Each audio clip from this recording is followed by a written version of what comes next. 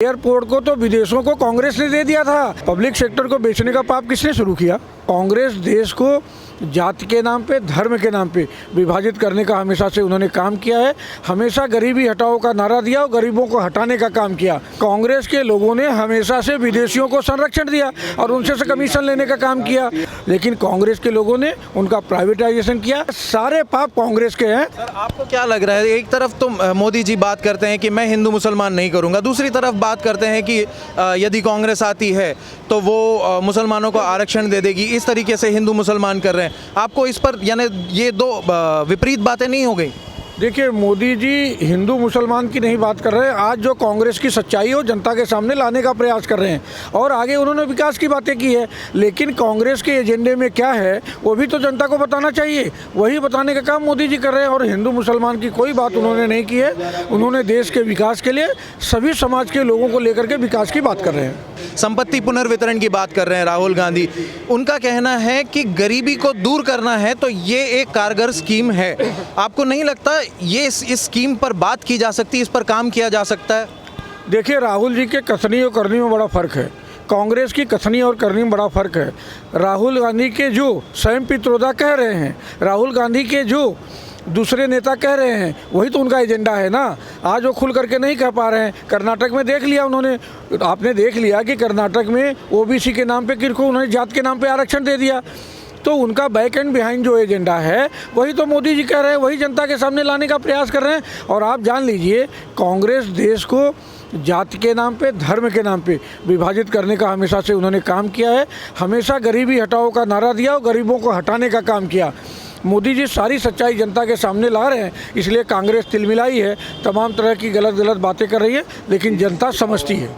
Sir, विपक्ष के एक ये नारा काफ़ी समय से भाजपा पर लगता रहता है कि ये इंडस्ट्रियलिस्ट, उद्योगपतियों की सरकार है। अडानी, अंबानी, इनके हाथों सब कुछ बेचे जा रही है, प्राइवेटाइजेशन के नाम पर सब कुछ बेचे जा रही है। आपको नहीं लगता ये कहीं ना कहीं सच है? आप मुझे बताइए, कोलगेट का मालिक कौन है? जो कोका कोला आया उसका मालिक कौन है? कांग्रेस के लोगों ने हमेशा से विदेशियों को संरक्षण दिया और उनसे से कमीशन लेने का काम किया।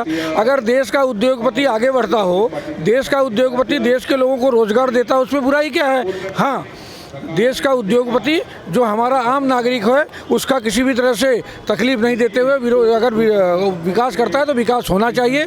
देश के विकास के लिए अगर रामदेव बाबा विकास करते हैं तो विकास का विरोध क्यों?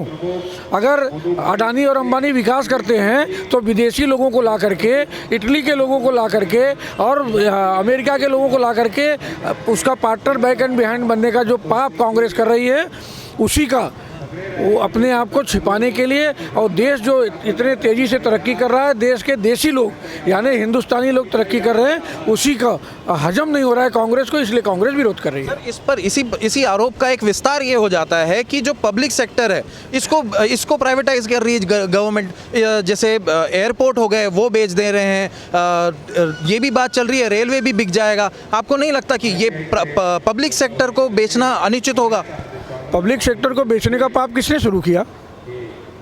मनमोहन सिंह जी की सरकार ने, नरसिम्हा राव जी की सरकार ने ये प्राइवेटाइजेशन करने का काम किया। और आप जो एयरपोर्ट की बात कर रहे हैं भैया, एयरपोर्ट को तो विदेशों को कांग्रेस ने दे दिया था। उनसे हम जो अडानी ने लिया है, जिस कंपनी को कांग्रेस ने दिया था उससे अडानी ने लिया है।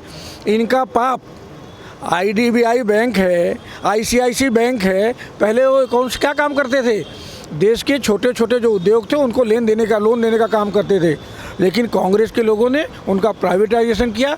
अपने पाप को अपने सर पे नहीं मर करके दूसरे के सर पे टोपी पहनाने का काम कांग्रेस कर रही है। सारे पाप कांग्रेस के हैं।